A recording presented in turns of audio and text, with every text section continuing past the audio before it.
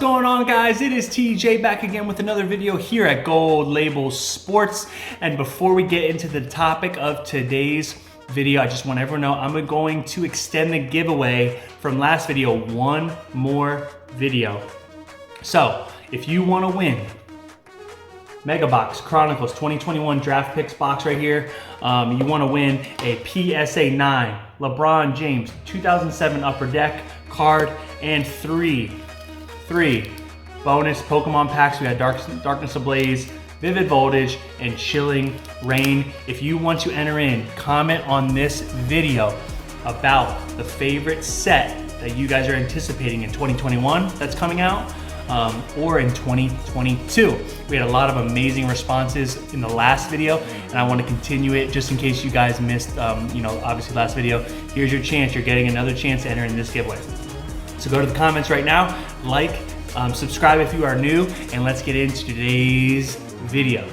So today's video is the top 10 mistakes that I actually made when I first started out on my sports card investment journey. So number one, the biggest one I didn't have was that I did not follow a strategic plan, and I kind of shot from the hip.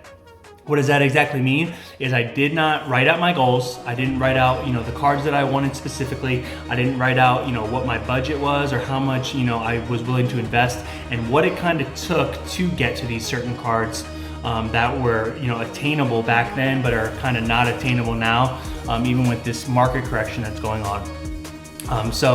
Back in the day, I actually had a lot of the Jordans and LeBrons and all these big time cards that you guys are seeing on the mainstream stage that are worth thousands of dollars. I actually had them before they hit those marks. And unfortunately, that kind of leads into my next point, number two, that I sold way too early. So I took those 40 to 50 cards that I first had. I sold about 30, 35 of them. Only made about $5,000, $6,000 profit.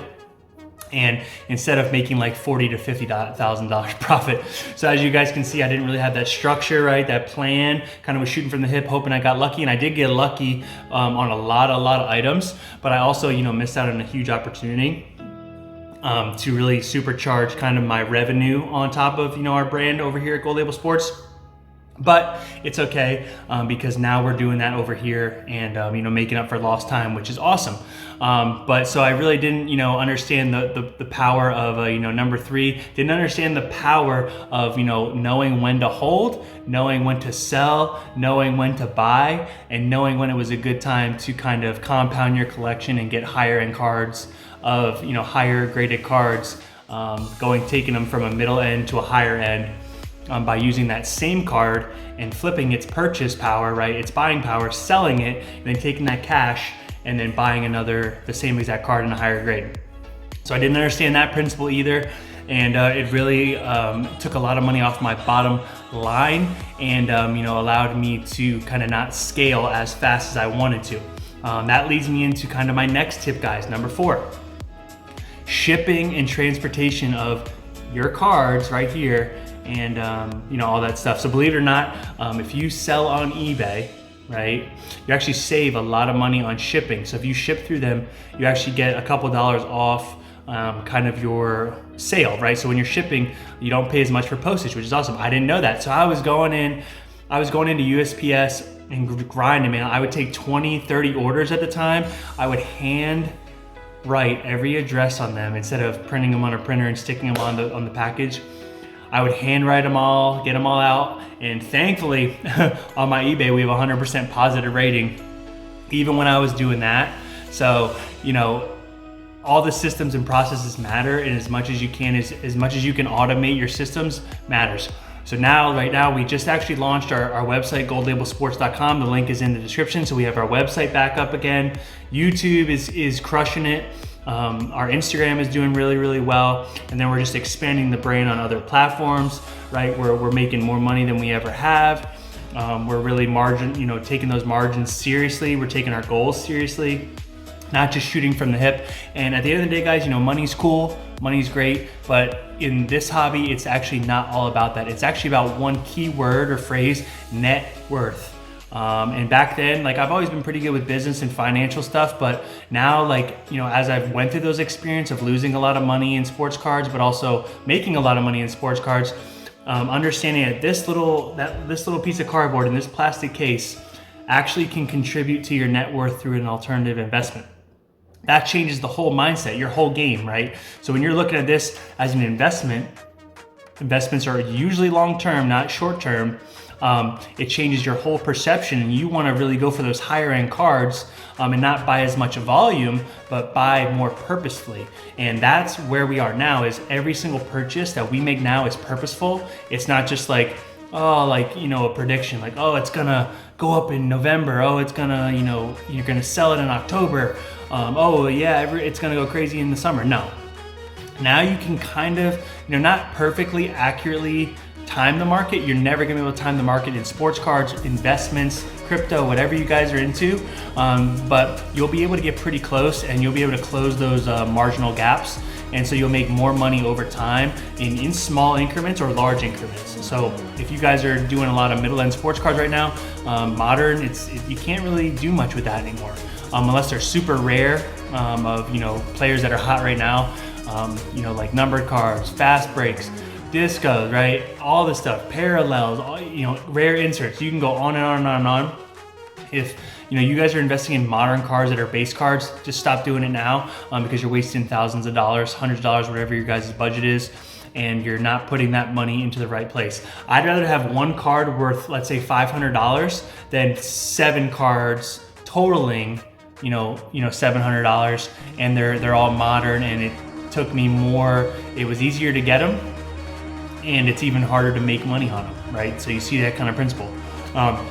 Harder to get cards are easier to make money on because their value goes up a lot more over time, right? Not the short term, right? Any market that you guys kind of invest in, and here's kind of another tip that I didn't know, I didn't master the markets, right? You can study data and analytics. That's a very powerful tool. If you can understand trends on the charts, understand the markets and how they move, you're going to be, you know, doing really, really well for yourself, just in your knowledge, but also your strategy is going to develop, your goals are going to develop, you're going to push yourself to reach, you know, even higher goals just through sports cards. And it's pretty cool that, you know, this right here, like I said, sports cards are, you know, creating such great, you know, alternative investments, but also side income for so many people. I didn't understand that either. I just said, oh yeah, we're going to buy and sell, kind of like e-commerce style. You know, you can do that to a degree, maybe with like retail product that you find at Target. You know, you hold some, you sell some, whatever, but it's not really like that. It's not really the e-commerce style. It's that investment long-term hold that really matters, you know, in that 6 to 8 month period until you really move it and, you know, make some profit. So another thing, right? So I wasn't going for cards under market value. I was going for cards on market value, hoping that they go up. And now, you know, since then, I've always been good at eBay and kind of mastering the algorithms surrounding eBay. So I kind of use that to my advantage, and I would filter everything out. So where obviously, you know, the lowest price goes first, but then I learned when people were posting. So when I first started out, I didn't understand that, like, you can find really good deals if you have the discipline to wake up at 6 in the morning before you go to work, before you start your day, and find those deals. You know, you can stay up late on Sunday night in the auctions. Most people are falling asleep around, you know, 10, right, 11. But a lot of really good auctions that you're fighting for, they end around 12 a.m., 1 o'clock, right? So especially on these big accounts that you guys follow on eBay. So you have to be able to set your alarm, stay disciplined until you get enough cards under your belt where you automate your processes, and then you're gonna just feel like it's second nature. You're gonna find better deals, you're gonna make more money, you're gonna increase your cash flow, you're gonna add alternative investments to your portfolio, and you're gonna be able to understand, this is my other biggest mistake, I was only investing in sports cards at the time, all right? Then I learned the power of adding in Pokemon cards. In my opinion, Pokemon cards has more money in it, believe it or not, than sports cards. Just because you can basically wipe out the modern thing in sports cards, guys. Like, they're completely wiped. There's no money to be made. Now, Pokemon, on the other hand, right? You can, you know, go back in the day in the vintage sets and get a base set 10 Charmander, Bulbasaur, Squirtle, like those lower end cards, and make profit on them. Those are actually good investments to hold for the long term. Sports cards, unfortunately, modern cards that are PSA 10s, that are just base cards, they don't have as much value. Then I would say comic books, understanding that like adding in comic books, like this year, our big goal was to add in tons and tons and tons of comics to the collection. We have almost 20 some now, and we're just adding more and more and more and more. And then obviously adding in sports cards. So my allocation right now is I'm going Pokemon first, comic book second, and then sports cards first. And I only invest in Jordan and LeBron, believe it or not, because they have the most sustainability within the markets and they don't jump up and down like these modern cards do. So that was my biggest lesson, is adding in 3 portfolios to one common goal. So I have my sports cards, my Pokemon cards, and my comic book portfolios going into one common goal. Now we're actually going to be adding in sealed wax, booster boxes from Pokemon, sealed wax from sports cards, and just like a lot more stuff. So be on the lookout for that. Even graded Pokemon packs from back in the day, the booster packs that are really valuable. So adding in, other tiers. Then understanding that, it takes a lot more time than people think. Back in the day, you could flip like retail arbitrage, right? You can flip things kind of overnight in a sense. With sports cards, you can't really do that unless you're buying the card for crazy undervalue and putting it back, into where the market is now. That's really the only way you can do that now. You're not really seeing returns on your investments for the first, 4, 5, 6 months minimum, but it's really the 8 to 12 mark that you see the most gains. And like understanding that just puts a whole new perspective on your buying and selling. Over here at Gold Label Sports, we only sell about 3 times a year in 2-month periods. So a lot of the time of the year we're buying, and then we'll sell. Let's say I'll be selling from I've been selling November to December because it's Christmas holidays. Want to maximize that. I'm gonna take that profit, obviously pocket some, but also build the back end of our business here at Gold Label Sports. Build the back end of our portfolios. Keep adding in more and more stuff, and then understanding that principle. Is you don't want to sell 24/7, 365, because you need to really time the market on eBay and other platforms like Mercari, Facebook Marketplace, whatever. You need to put out what people want, right? If you don't have what people want, you're never going to grow your eBay presence and you get a verified seller and be a place where people save and they know you have the cards or the collectibles on your page. You're gonna just be like spinning your wheels. Why am I not selling? Why am I not selling? Because you don't have the things that people want to buy. So that was another thing. And kind of like my final 2 or 3 thoughts is, guys, is one is you need to, the power of goal setting. I didn't set enough goals when I first started. Back then I was kind of like just, posting YouTube videos, like buying cards, not really funneling everything in one specific process, right? Now we have YouTube as our funnel, right? That's like our brand builder. Then we have Instagram, then we have some other stuff, and then eBay. Now we have that funnel, right, for our brand building. Then we have that funnel for our sales, right? We only sell at a specific time. We're buying more than selling because we're keeping those long-term investments, and then our goals are aligning with those visions and those purchases, right? How many sales do we want to accomplish year over year? How much revenue do we want to bring into the company year over year? How much net worth through our investments do we want to bring in year over year? So if you really break it down towards like kind of on that high level, obviously people just do it for fun, but there's a lot of people that take this a lot more seriously than others. And those are the people that are going to be sitting there with a lot of money in their bank account. And, they're going to look over there and see, a couple chests full of high-end sports cards and Pokemon cards and some comics and be like, oh my gosh, like I have $100,000 sitting there. And, I just followed principles that worked and strategies that worked over a 2-3 year period. And it really paid off. So, one thing about sports cards and all that stuff too is it appreciates.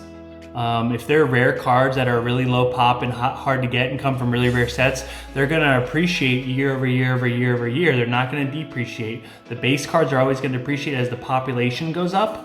When PSA and these other grading companies kind of get caught up on the backlog, modern cards are always gonna go down, right?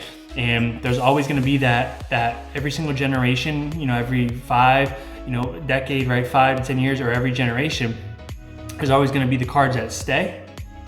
there's always going to be the cards that, you know, go away, and there's always going to be the cards that become rare, like kind of overnight, and there's always going to be the cards that, you know, are going to be staples throughout every single sports card, you know, through the hobby, through Pokemon cards, and through comic books. So those are just a bunch of tips, guys, you know, 10 or so, you know, mistakes that kind of I made, and kind of what we're doing now to combat those. And now we have systems and processes in place to kind of, you know, keep the automation flowing and keep us growing over here at Gold Label Sports. So thank you guys so much for tuning in. I know this was a little bit, you know, longer video than usual, but thank you guys so much, and I'm really appreciative. Let's smash this like button. Keep subscribing if you're new. If you guys, you know, want to learn more tips on how to grow, you know, kind of a net worth and grow long-term, you know, wealth-wise over here. So we're giving out the tips, and thank you guys so much for being a great part of the community, and we'll see you in the next one. And don't forget to enter in the giveaway.